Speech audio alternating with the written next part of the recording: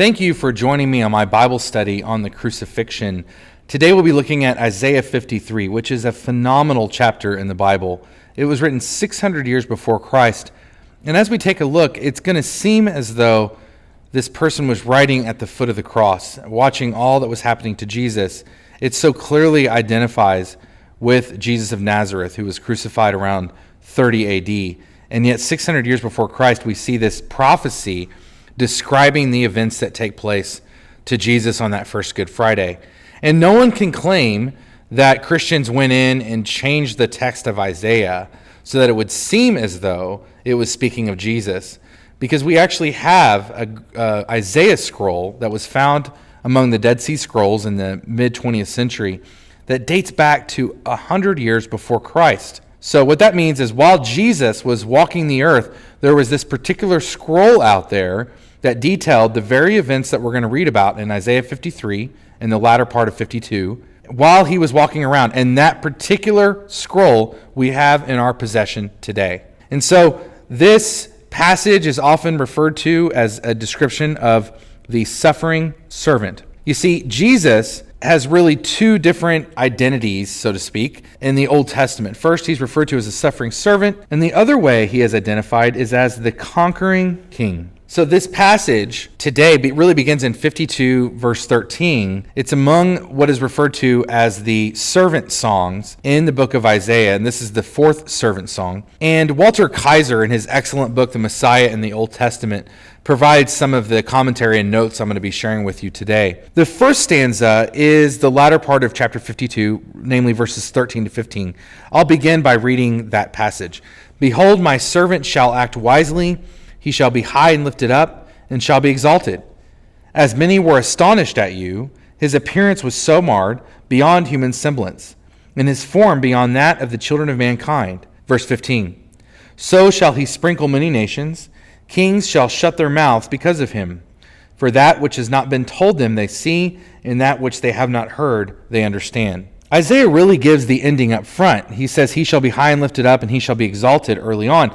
This we don't really fully realize or understand until we get to the final stanza. But notice what we see here in verses 14 and 15. Kaiser refers to this as the mystery of the servant. Why is he a mystery? Well, notice that many are astonished at him, and that's not a positive term when it says astonished. It's another way really of saying that they are appalled at him. After all, his appearance is so marred beyond human semblance. And so something happens to this servant, to this suffering servant, that he doesn't even look like a man anymore. That's why it says, in his form beyond that of the children of mankind. But it's a mystery because notice in verse 15, he shall sprinkle many nations, kings shall shut their mouths because of him. This is very much reminiscent of Revelation 6:15. Revelation, we have Jesus as the conquering king, comes in his second coming.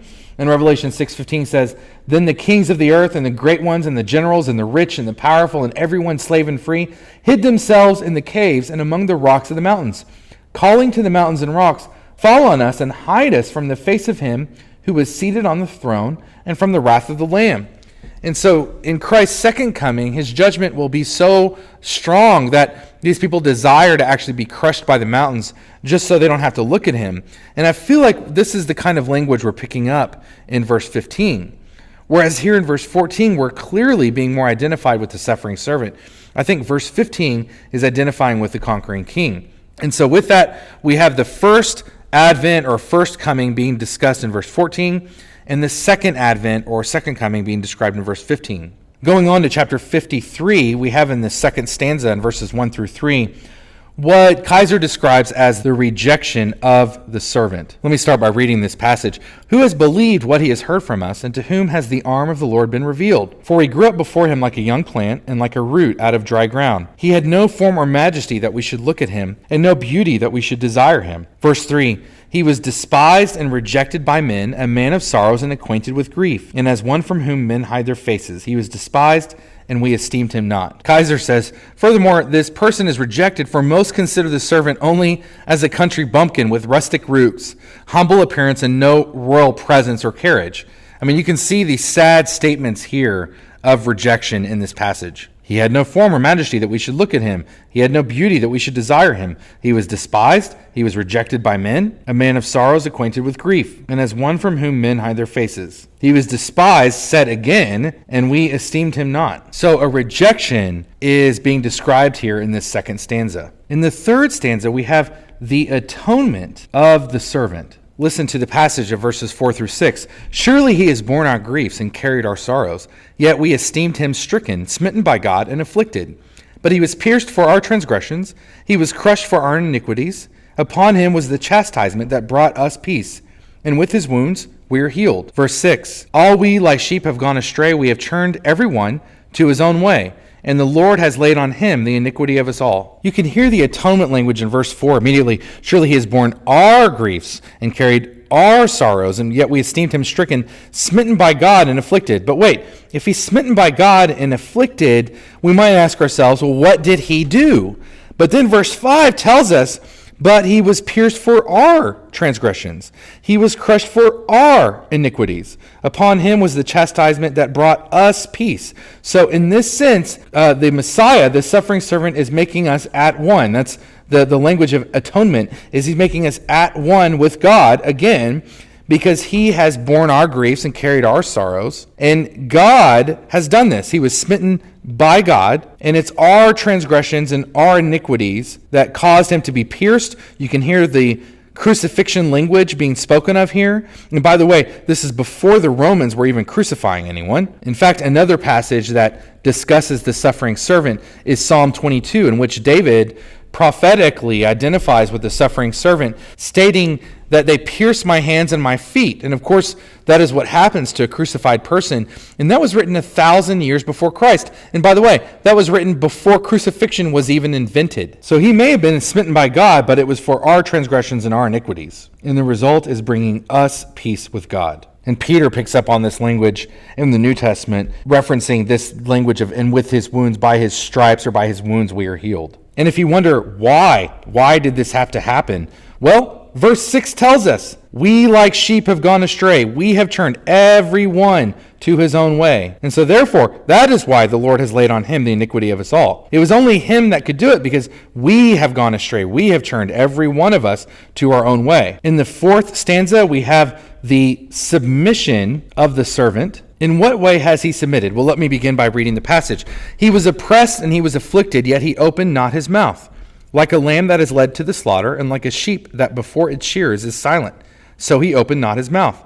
By oppression and judgment he was taken away, and as for his generation, who considered that he was cut off out of the land of the living, stricken for the transgression of my people. Verse 9, and they made his grave with the wicked and with the rich man in his death, although he had done no violence and there was no deceit in his mouth. In verse 7, the suffering servant submits to suffering. You can see it here. He was oppressed and he was afflicted like a lamb that is led to the slaughter. And in what way was he submissive? Well, he did not open his mouth. Like a sheep that before its shears is silent, he opened not his mouth. In verse 8, he's submissive to death. Look at the language. By oppression and judgment, he was taken away.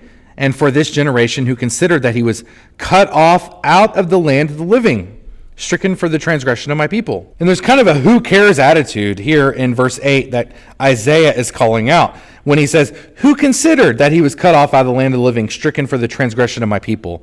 After all, the suffering servant, Jesus, went through multiple trials, illegal trials throughout the night. First, he was interrogated by Annas. Then he had another trial in the high priest's palace before the Sanhedrin.